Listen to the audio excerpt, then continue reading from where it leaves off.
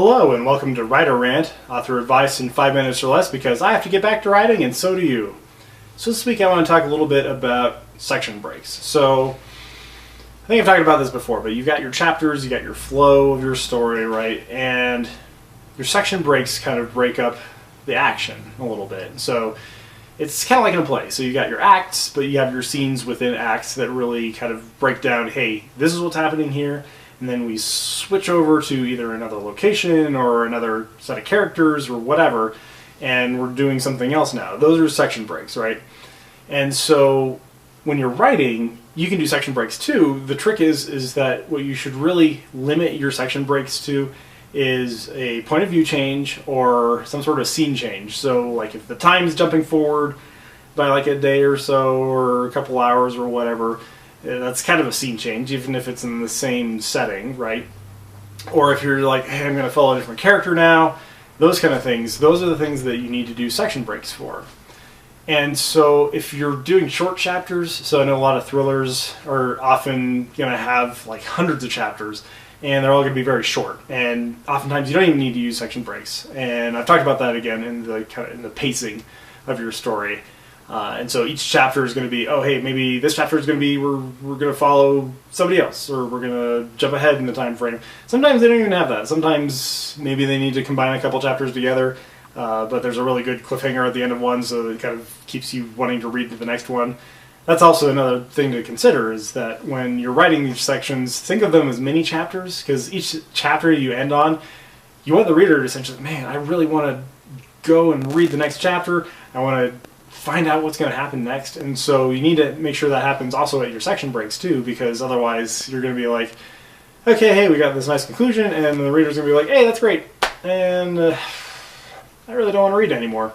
And so when it comes down to it, is your section breaks, again, they're many chapters, but what really helps is for a reader if your section breaks are consistent, right?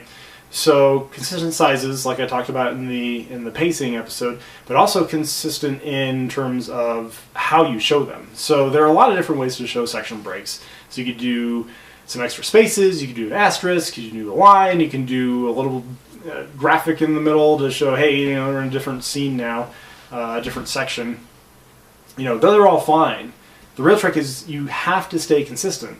And so if you have a chapter and you have a section break that's broken up by some asterisks, and then you later in that same section you have some spaces that are extra in there, it's like, well, wait, is that a section break or not? You're going to confuse the reader a little bit, and you know, there's really kind of a continuity of formatting that you got to keep track of. And really what you got to ask yourself is this actually a section break? Because sometimes you'll do that where it's like, oh, hey, we need to jump ahead to something else, and it's like, well, maybe if you just write it into the paragraph, like, you know, a couple hours later, this happened, and just you kind of keep the action flowing instead of, oh, hey, I had a section that was 3 paragraphs long, and now I'm in a different section. It's like, well, maybe combine those together. Again, pacing is really important, and if you want to go back and listen to my episode about pacing for your book and maybe get some ideas from that. But yeah, what it really comes down to is when your scene changes, your POV changes, you really got to do a section break.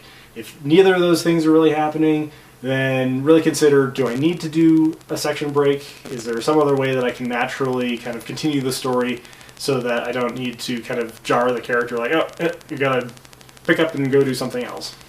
So, I think that's my opinion. What about you as readers? Do you find sometimes section breaks, especially if they're inconsistent with your formatting, are a little confusing, or like, well, why did they break that there? That kind of stuff.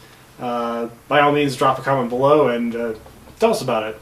And if you're a writer or a reader or a reviewer, if there's anything with any of those processes that really annoys you, that makes you want to rant, by all means, drop a comment below, and maybe we'll get to that topic in a future episode of Writer Rant. And thanks for watching this episode of Writer Rant. I'm Benjamin M. Weilert.